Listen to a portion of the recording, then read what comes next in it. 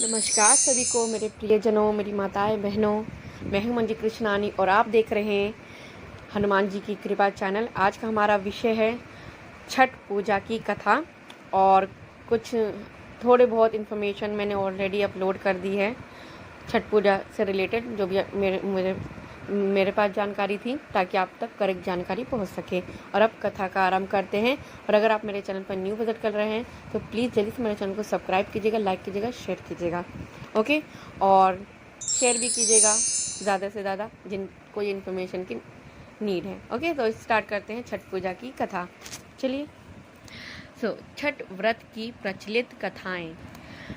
प्रियानंद और मालिनी की कहानी। यहाँ पे जो है ना, ये कहानी किनके नाम से है? प्रियानंद और मालिनी की कहानी, ये इनसे रिलेटेड है। पौराणिक मान्यता के अनुसार राजा प्रियव्रत और उनकी पत्नी मालिनी के कोई संतान नहीं थी। इस बात से राजा रानी बड़े दुखी रहते थे। एक दिन उन्होंने संतान प्राप्ति के लिए महर्षि कश्यप से पुत्र से एक यज्ञ कराया, जो कि बच्चों के रिगार्डिंग होता है, ताकि विश मांगी, यज्ञ करवाया। यज्ञ संपन्न होने के बाद महर्षि ने मालिनी को खीर दी। खीर का सेवन करने से मालिनी गर्भवती हो गई और 9 महीने बाद उसने पुत्र को जन्म दिया, लेकिन उसका पुत्र मृत जन्मा। इस बात का पता लगते ही राजा बहुत दुखी हुआ और निराशा की वजह से आत्महत्या करने का मन बना लिया। परंतु जैसा ही राजा ने आत्महत्या करने की कोशिश की, उनके सामने भगवान की मानस पुत्री देवसेना प्रकट हुई और उन्होंने कहा कि मैं अष्टी देवी हूँ और मैं लोगों को पुत्र का सौभाग्य प्रदान करती हूँ। इसके अलावा जो सच्चे मन से मेरी पूजा करते हैं, उनकी सभी मनोकामना पूर्ण होती है। यदि राजन तुम मेरी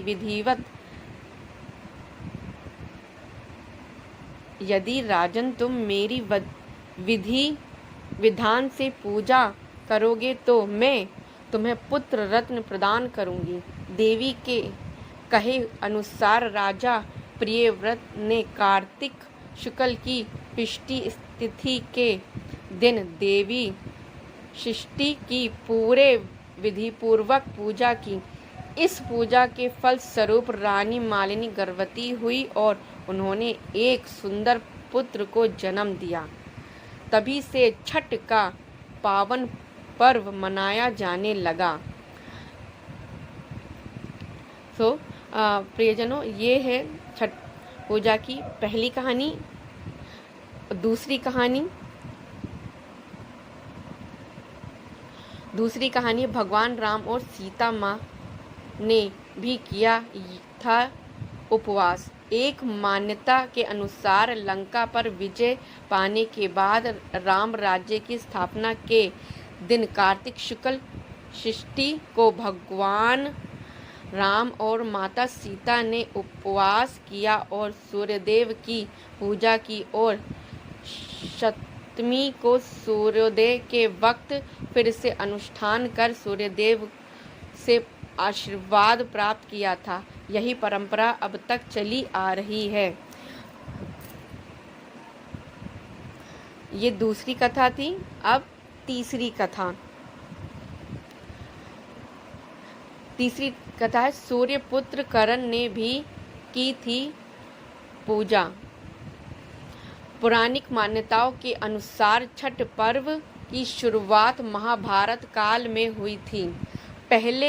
सबसे पहले सूर्यपुत्र करण ने सूर्य देव की पूजा शुरू की। करण भगवान सूर्य के परम भक्त थे।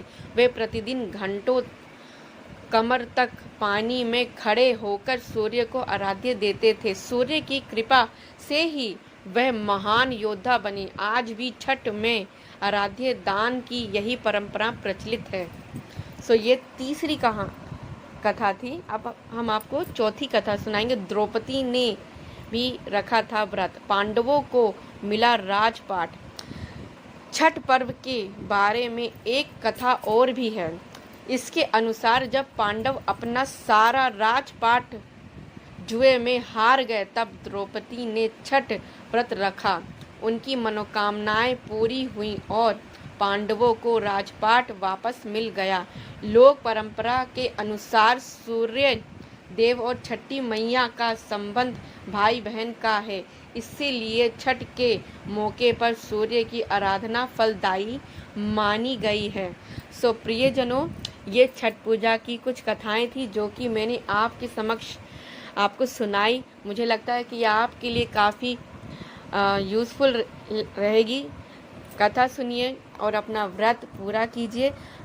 जो मैंने आपको सुनाई, आप ऑनलाइन भी आप इसको डाउनलोड कर सकते हैं, ठीक है।